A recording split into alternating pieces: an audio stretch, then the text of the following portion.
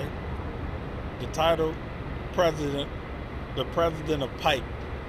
PIPE stands for Priorities, Intentions, and Practical Exchanges. My name is Terrance Winn, TerranceWinn.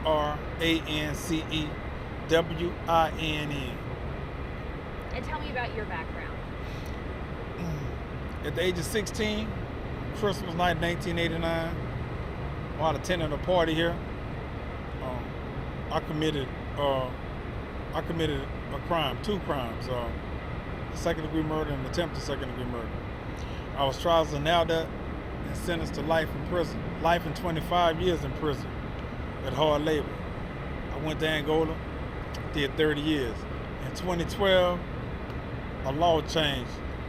It said that you can't give a kid an automatic life sentence. And I benefited from that law when I came home 8 months ago. It takes a concerted effort from the OGs, the guys that these street guys really respect. Because if they don't respect you, they're not going to listen to you. So if they know that you done been in the situations that they done been in, whether you done changed or you still participate in it, they'll listen to you. But a lot of guys have it in their head that these young guys won't listen to them, but they actually will. You just got to take the time out to talk to them. And that's what a lot of us are not doing. We're not taking the time out to talk to them. We'll see them, and it's kind of like we more scared of them than the people that they really into it with. So we won't say anything. And we'll just comment on them behind their back or whatnot, instead of just approaching them. Because they be wanting to talk to you. A lot of these guys actually don't want to do what they're doing. But they don't have nobody else to steer them away from, don't give them alternatives, so they participate. And sometimes that participation leads to people dying or leads to them going to prison. And it just took a word for you to just say something to them. And that word gonna open up a floodgate, and they're gonna talk to you. And they're gonna stop participating. They're gonna start going in other areas. Because I was one of those kids. People wouldn't say nothing. They'll see you, at the time when I was coming up, they're gonna see me with my pants and sagging. So I'm dressing the part of the streets. So when I dress the part of the streets, people be like, I ain't talking to him. I ain't finna let him kill me, rob me, or whatever. So they're gonna turn away from it. But I was just another kid that wanted attention from an older guy, an older person that I respected. And if you could have just told me, look, man, come with me, and showed me a better way, I would have did that. Like I said, the OGs, the people that done earned the respect of their peers being guys that's living these lifestyles. So the young guys now, they come up, most of us, we always model ourselves behind somebody.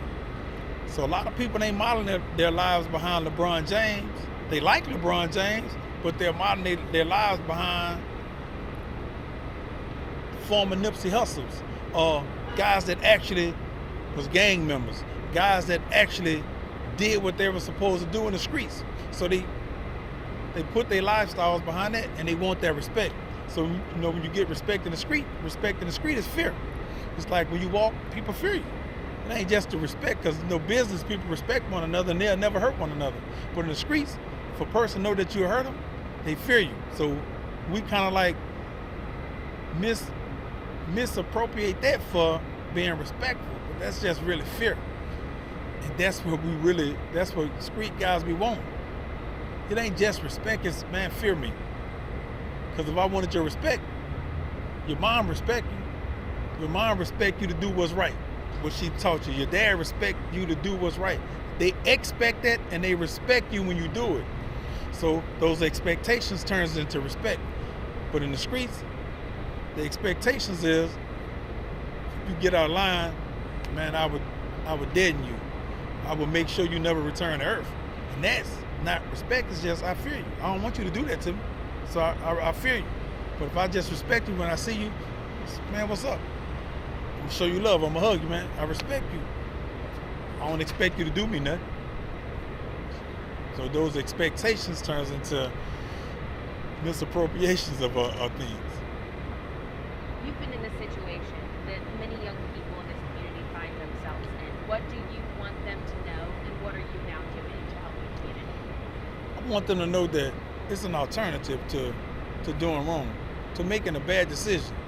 Because there are consequences when you make bad decisions. Those consequences leads to two places, and we hear it over and over: prison or death. Those are realities, sad realities. We'll put it to die, but we're not putting it to die because of violence. Because we shorten our lives with the violence. So what I do is, I lived it. So now I try to give back so that people don't have to just live it. Because, man, being in prison is a sad existence. I mean, we out here now, we got our families. Our families love us. They see us every day. But when you go to prison, a lot of people don't have that love no more. When I was in prison, I lost my mom, my dad, my uncle, my grandparents on both sides. I lost uncles and everything. But, you know, when you lose your mom and your dad, that's the centerpiece of your life. But my actions made me lose my mom and dad, because I didn't have to do what I did.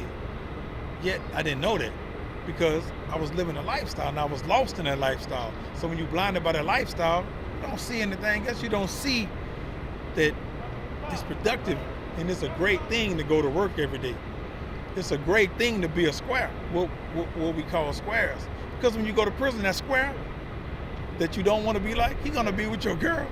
And you're going to see that, and you're going to cry about that, and you're going to hurt about that in prison. Those are realities that you got to face.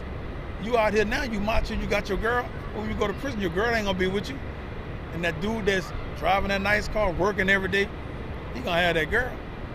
So those are things that I want to teach. But it's about teaching people how to think through your anger. Because a lot of us give into our anger. I gave into my anger, and it cost me 30 years and 7 months of my life.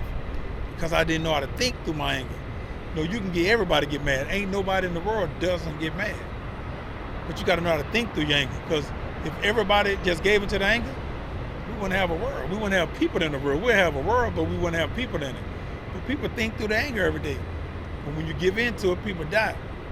So that's the thing that we got to, you know, that's what I try to teach people, how to think through your anger.